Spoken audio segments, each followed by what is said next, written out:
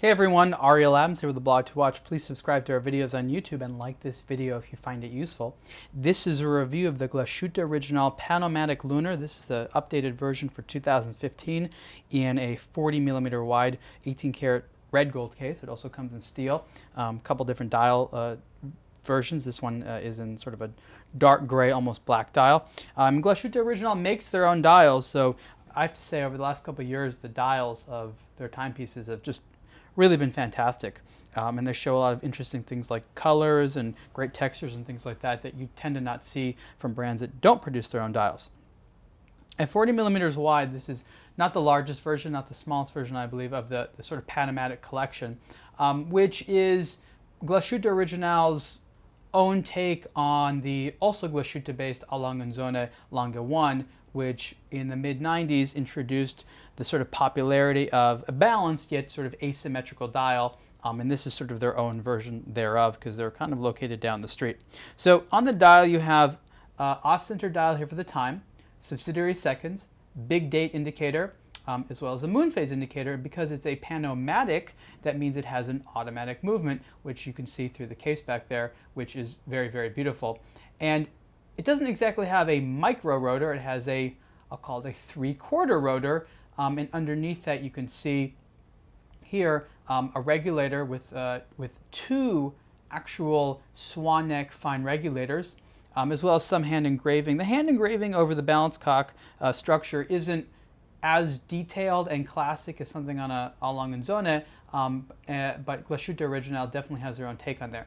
This movement is known as the 90-02 automatic. It runs at 4 Hertz with about 42 hours of power reserve. I do like that it is a 4 Hertz movement, meaning it operates at modern frequency, whereas a lot of the other movements produced in Glashutte, while they have more of a traditional look, tend to be a little slower, operating at 3 Hertz or even slower. So while you have a little bit more of sort of a volume designed look to the movement, it operates in a more modern way.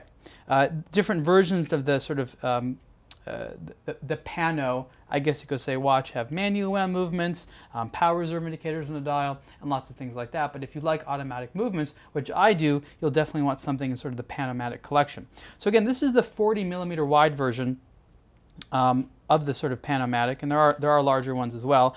I think a lot of people are going to like this size. I tend to like larger watches, often because I tend to wear short sleeves, so a smaller watch doesn't necessarily look as good. But then again, this is a more dressy style watch that you're probably going to be wearing with sleeves at least much of the time. And again, at 40mm wide, it doesn't look too small because it is relatively thick on the wrist.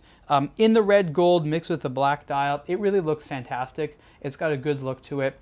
And Glashutte Original has been doing very good, offering not just a traditional look where a lot of the sort of Glashutte based watches look like they basically look like pocket watches turned into wrist watches from the turn of the century.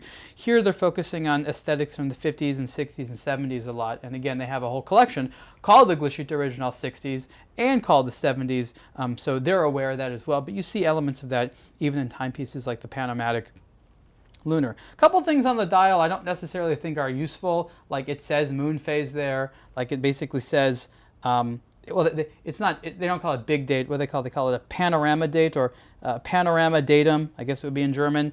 It's kind of unnecessary, in my opinion, to sort of just mention those things on the dial, but without those, there'd be a little bit of extra space there. So I guess they did it for aesthetic reasons, which I guess I can understand. Good that there's lume on the hour and the minute hands there, so you can see that in the dark, because oftentimes watches like this don't have that. And the detailing is really nicely done. I think that there's a really lot to enjoy about a watch like this, because they do definitely focus on aesthetics as well as a sense of everything sort of making sense. The moon phase indicator is corrected by a little pusher there, which is a good or a bad thing, but it also prevents you from accidentally resetting the moon phase, which can be a little bit of an annoyance. But for the most part, people, when they wear this watch, are going to be looking at the time and of course the date, and the addition of the automatic winding makes things very, very friendly and easy to love. Price for this version in red gold of the Glashutte Original PanoMaticLunar is $23,900, and you can see the full review on aBlogtoWatch. Thanks.